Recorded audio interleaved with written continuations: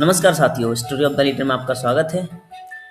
इतिहास की किताबों में कुछ पन्ने इतने खून से सने हैं कि उन्हें पलटने पर आज भी चीखें सुनाई देती हैं। कल्पना कीजिए एक ऐसे देश की जो किसी नक्शे का हिस्सा नहीं बल्कि एक अकेले राजा की निजी जायदाद था।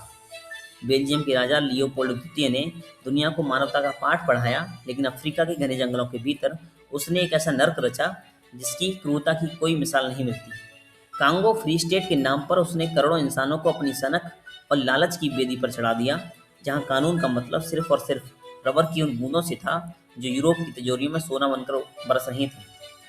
वहां रबर का कोटा पूरा न होने की सजा मौत नहीं बल्कि उससे भी भयानक थी।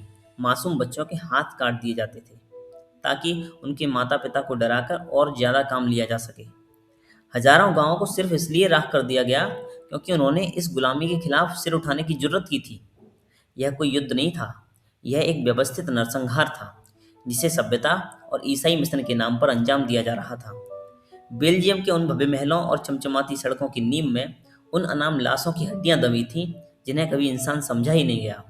जब इस दंदी की तस्वीरें दुनिया के सामने आईं तो सत्ता के ऊंचे गलियारों ने इसे महज एक प्रशासनिक चूक कहकर दबाने की कोशिश की।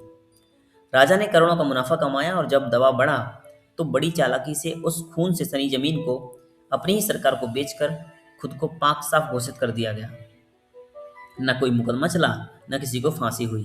जिस इंसान ने एक पूरी नस्ल को मिटाने का ब्लूप्रिंट तैयार किया, उसकी प्रतिमाएं आज भी यूरोप के चौराहों पर गर्व से खड़ी हैं।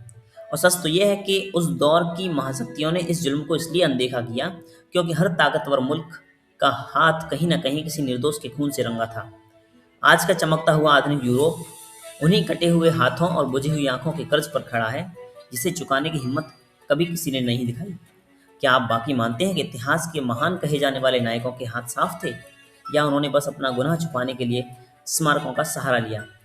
कमेंट में बताइए और वीडियो अच्छी लगी हो तो लाइक कीजिए। धन्यवाद। मिलते हैं किसी नए किस्से में।